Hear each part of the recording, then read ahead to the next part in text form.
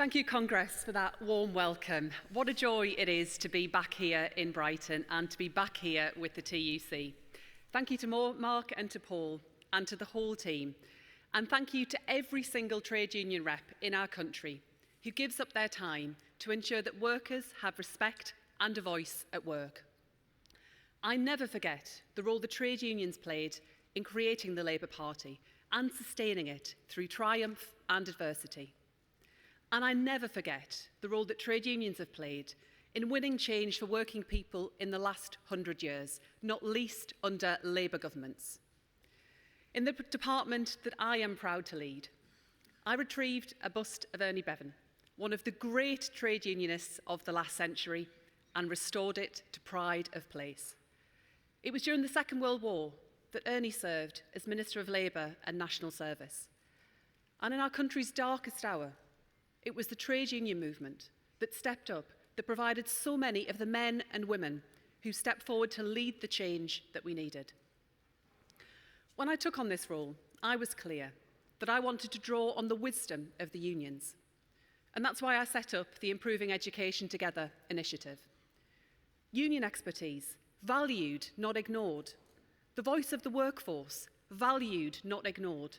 And thank you to everyone who was fed into this initiative. Together, we are improving education. And Congress, today I want to tell you why that matters. I want to tell you two stories, one about my past and another about this country's future. My roots run deep in our working class communities, the working people of this country. The joiners, the steel workers, the cleaners, the shipbuilders, the carers, all of our public servants. Congress, I grew up on a street of council houses in Washington in the northeast, just me and my mum. And back when I was young, a man turned up at the front door with a baseball bat. A few weeks earlier, we'd been burgled, and my mum had reported it to the police. Now, the man had come back to scare her into silence. We clearly didn't know my mum very well. Because even at 9 years old, I could have told him that he was wasting his time. She stood her ground, he went to prison. Congress, from my mum, I learned about strength, not the kind that preys on the weak. No, I learned the kind that stands up to adversity. The strength to do what's right, even when it will be easier to crumble. That street of ours had challenges, yes, of course. But there was kindness, there was compassion, so much of it. There was our neighbour who knew that we were struggling one winter and posted an envelope through the letterbox marked for Bridget's code. And I never forget that kindness.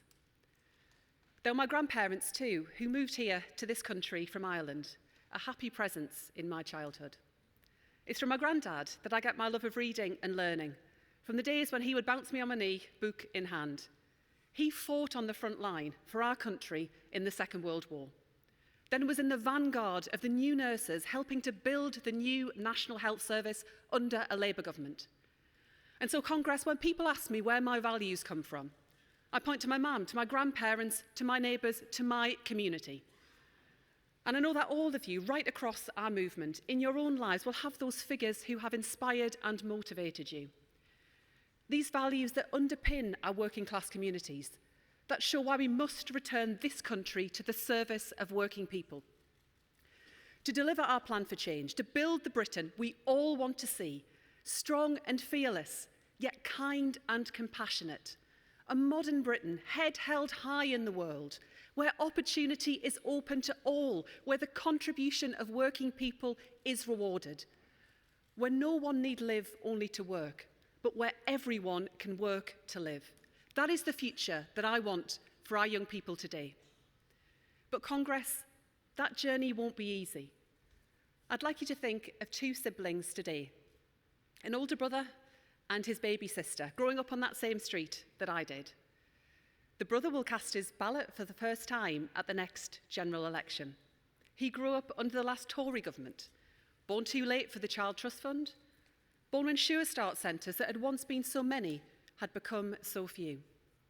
Born when the nursery place that he and his family needed had slipped cruelly out of reach.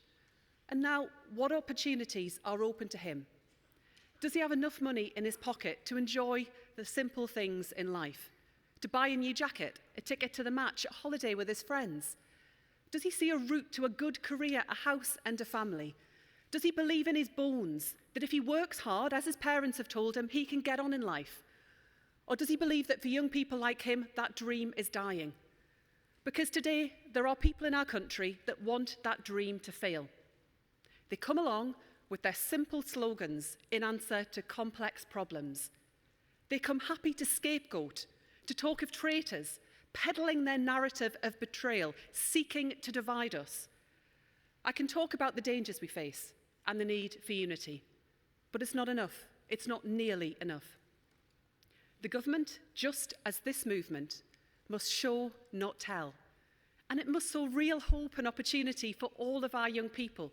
Congress, the moral mission of this government must be to build the country that that young man deserves, so that his life is lit up with choice and freedom, in control of his own destiny.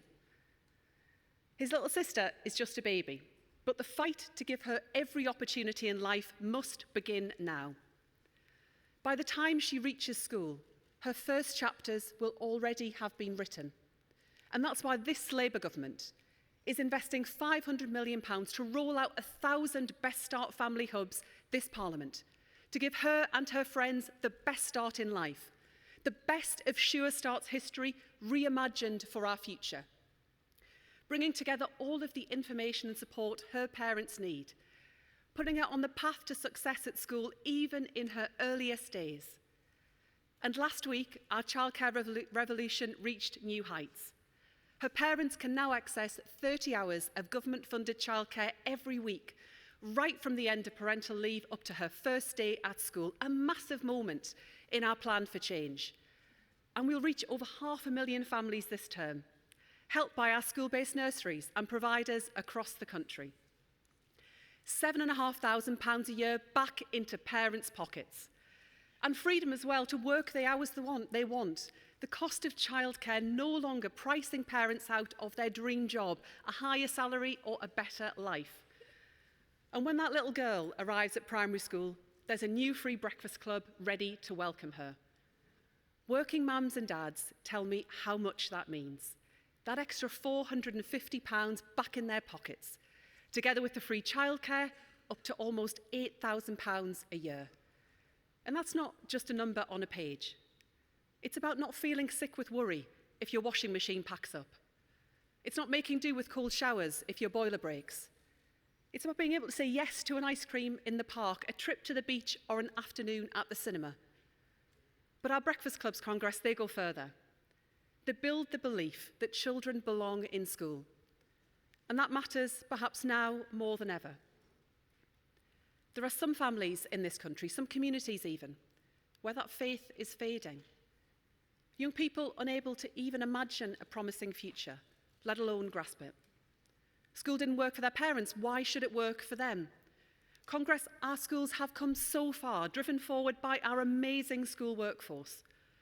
But there are still groups of children in our society for whom school just isn't working. Like children with special educational needs and disabilities. More likely to be suspended, less likely to do well in English and maths.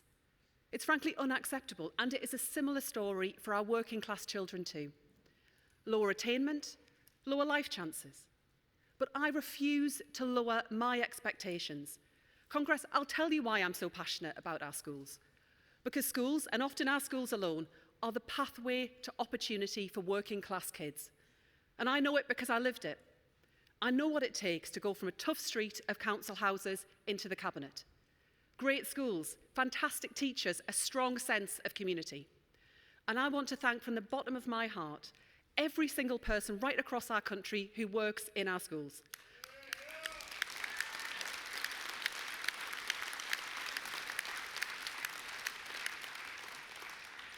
Our support staff, our teachers, our school meals workers, leaders, cleaners, caretakers, every one of you, from the bottom of my heart, thank you. The success of our children depends on so much more. Alongside everything you do, I know there is much to achieve. I had a family steeped in the proud working class tradition of learning, of self-improvement. The same tradition that saw miners' halls in my community, with libraries stocked with books, journals and newspapers. The same tradition that sees banners lifted every year at the big meeting in Durham, proclaiming the universal, immortal truth that knowledge is power. The same tradition that sees Union Learn colleagues fight for the learning of your members. Now, Congress, I was lucky. I know I was. But life should not come down to luck. I think of that young man today from my community, growing up in Britain today. Where is the proof that education is the route to prosperity for him when he sees just 1 in 5 children like him getting a strong pass in English and maths at GCSE? And I tell you this, Congress, not just as Education Secretary, but on behalf of this government as a whole. Because this isn't just a mark of the health of our schools, but the health of our society. When we deny our working class kids the opportunity their talent demands, we deny the country the chance of a brighter future. Wages lower, work less secure, growth on the floor. And that breeds resentment, Congress. Dark clouds hanging over our towns and cities. So when I say that I'm determined to build a school system that works for every child, that delivers excellence and opportunity for every child, I mean it. The Chancellor means it. The Prime Minister means it. And we'll set out the change we will deliver through our new Schools White Paper. But I can tell you now, Congress, that this government will drive high and rising standards in every school in this country. No compromise, no exception, strong on standards for our working class kids. That means strong accountability and strong support for our schools. Over 200 of the schools which need that support the most, are now getting it through our new Regional Improvement or RISE teams. And today I announce that number will almost double. Almost 100,000 more pupils across the country will benefit. Expert support from the best in our school system. Just as we are putting our economy back in the service of working people, we are putting our schools back in the service of working people. And these two are indivisible. A good education is the only way that working people can get the best from our economy. And that goes beyond schools, especially for that young man. He's left the classroom behind. He's not sure what next. But he doesn't want to be sitting on mum and dad's sofa come September. He wants to get on, but without the right support, he could so easily slip into stagnation. Retreating into a parallel life, days and nights spent alone in his bedroom, accessing all manner of material online, vulnerable to the toxic messages he finds there. As the months pass, hope disappears and anger seeps into the gaps. That's how our social fabric begins to fray. But it doesn't have to be that way. Our task is to help that young man claim a stake in our society. He needs top quality choices, a route into university or a great apprenticeship, like the apprentices I met at British Steel in Scunthorpe last month, who wouldn't have had that chance were it not for this Labour government stepping in and taking action to secure its future.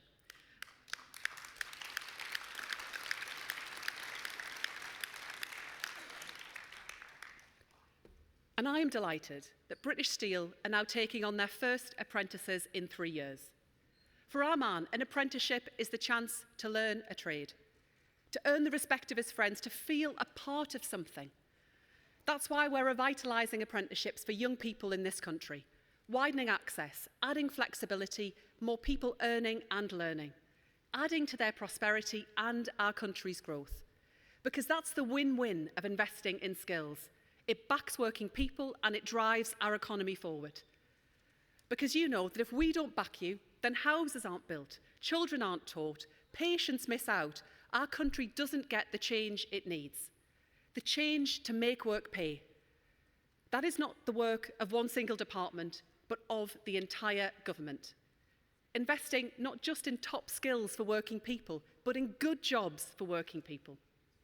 Not just here and there, but in every town and in every city in our country. And routes into those good jobs through a revitalised skills system, working as one with our industrial strategy. That's why we're developing a comprehensive plan for post-16 education and skills. For a new future of skills, a new future of work, clear and coherent support when and where it is needed. Our movement has always supported training and retraining in times of change. Working people have always been ready to hold up to their end of the deal. Now, government must hold up to ours and cement good, secure jobs in legislation through the Employment Rights Bill. Proof of the transformative change of which our movement is capable. Fair pay for a fair day's work. No more exploitative zero-hours contracts. No more flexibility for one side but not the other. Instead, a baseline of security for workers.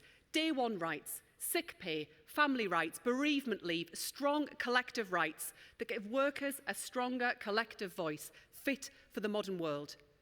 That is our promise, that if people work for this country will work for them. And we're leading from the front in our schools, with the school support staff negotiating body. At long last, once more, a direct voice for our fantastic school support staff.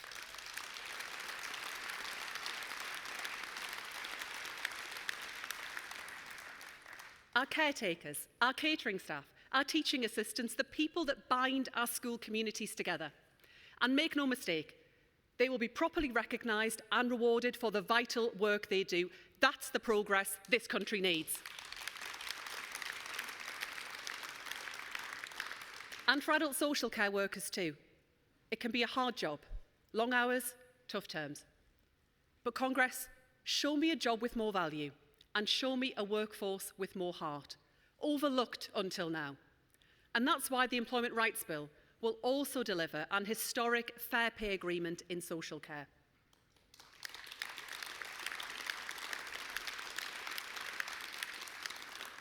But Congress, what about that young man's baby sister? What kind of Britain are we building for her and for little girls everywhere? As Minister for Women and Equalities, I am deeply proud of the progress this government has already made. Hard won, hand in hand with women's groups and trade unions. That little girl deserves to grow up in a Britain where she gets every opportunity that her brother does. So Congress, we're acting. With our plan to make work pay, we'll make gender pay gap action plans mandatory.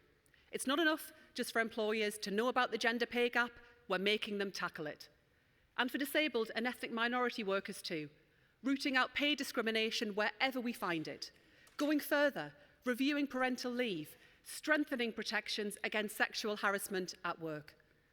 And I'm delighted to say that for the first time, this government will commence the socio-economic duty so that people from backgrounds like mine, backgrounds like yours, are never forgotten.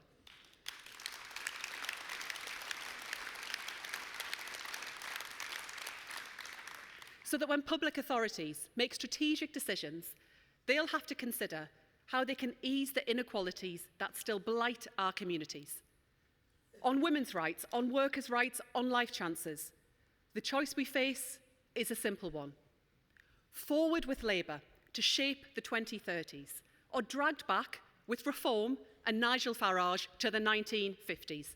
Reform whose leader told women that maternity leave was lunacy, that maternity pay was excessive, that women coming back from maternity leave and earning life was simply a fact of life, and that those women were worth far less to their employers. For the good of our country, we choose to go forward, not back.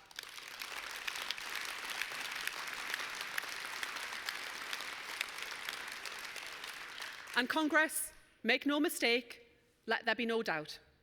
1 year ago, we were elected to deliver this Employment Rights Bill, and Congress, that is what we will do. We will not accept any watering down by the Lords. Forward with the Employment Rights Bill in full. No ifs, no buts, forward. Let's change this country together.